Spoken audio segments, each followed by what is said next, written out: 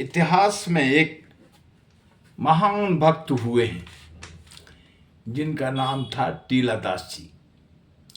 हम आपको उनकी एक सुंदर सी कथा सुनाते हैं। एक बार की बात है, आपके पिताजी ने आपको बालक ध्रुव की कथा सुनाई। फिर क्या था, बालक टीला ने भी तपस्या करके भगवान का दर्शन करने का दृढ़ निश्चय कर लिया।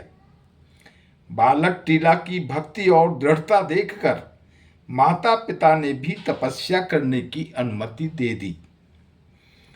कहते हैं कि आपके तप करने की इच्छा देखकर श्री हनुमान जी ने मथुरा में श्री ध्रुव टीला पर तपस्या करने का सुझाव दिया। उस सिद्ध स्थान पर तपस्या करने से बालक टीला को शीघ्र ही भगवान की प्राप्ति हो गई।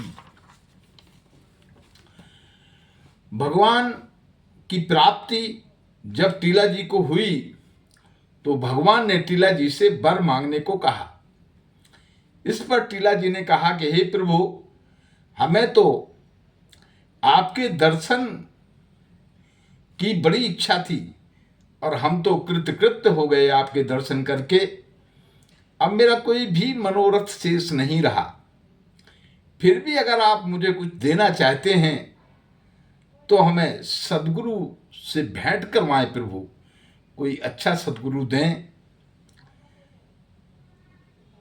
अब भगवान ने उनका जब प्रश्न सुना तो बोले कि जिस प्रकार शिष्य को अच्छे सद्गुरु की खोज की चाह रहती है, उसी प्रकार अच्छे सद्गुरु को भी अच्छे शिष्य की खोज रहती है। मेरी कृपा से तुम्हें घर बैठे ही परम संत सिद्ध सतगुरुदेव की प्राप्ति हो जाएगी। यह कहकर भगवान अंतर ध्यान हो गए और टीला जी उसी परमात्मा की छवि का ध्यान करते हुए घर पर ही भजन भाव करने लगे। प्रभु कृपा से थोड़े दिनों में ही उनकी प्रसिद्धि चारों ओर फैल गई। अनेक सिद्ध महात्मा आपके दर्शन हेतु आने लगे।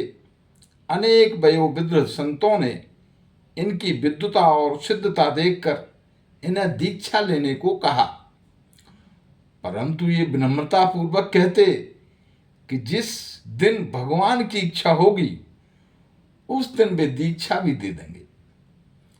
कुछ लोग जब अधिक हठ करते तो आप विनय पूर्वक कह देते कि आप ही कृपा कर मेरी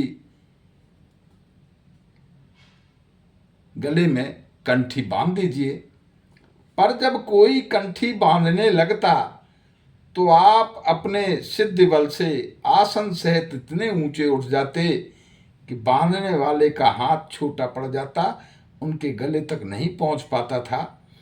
ऐसा करने के पीछे आपका उद्देश्य सिद्धि बल दिखाना नहीं था, न ही संतों की अवमानना करना था, क्योंकि उन्हें तो भगवान ने वरदान दिया था सच्चे सद्गुरु की प्राप्ति का, और वह सच्चे सद्गुरु की खोज ही करना चाहते थे।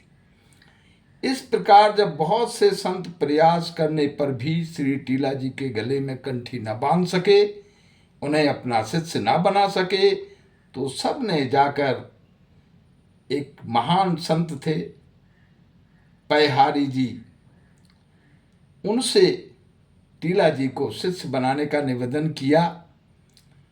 पैहारी जी ने प्रथम तो यह कहकर इनकार कर दिया कि वे संतों को अपना सिद्धि बल दिखाते हैं, परंतु बाद में सबके आग्रह पर कंठी बांधना स्वीकार कर लिया। श्री पैहारी जी महाराज भी जब कंठी बांधने लगे श्री टीला जी के, तो टीला जी ने अपने सिद्धि बल से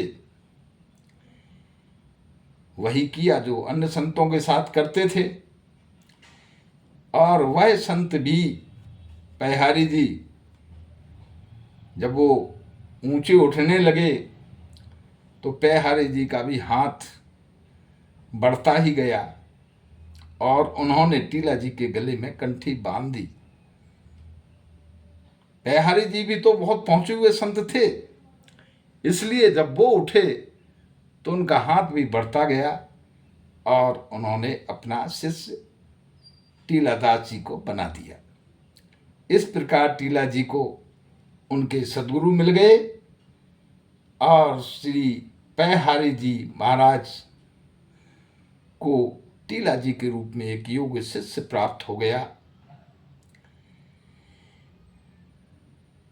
ये टीला जी का सुंदर भाग्य था कि उन्हें सतगुरु रूप में एक बहुत ही सुंदर सिद्ध सतगुरु की प्राप्ति हुई और वह भगवत भजन में रम गए, लग गए।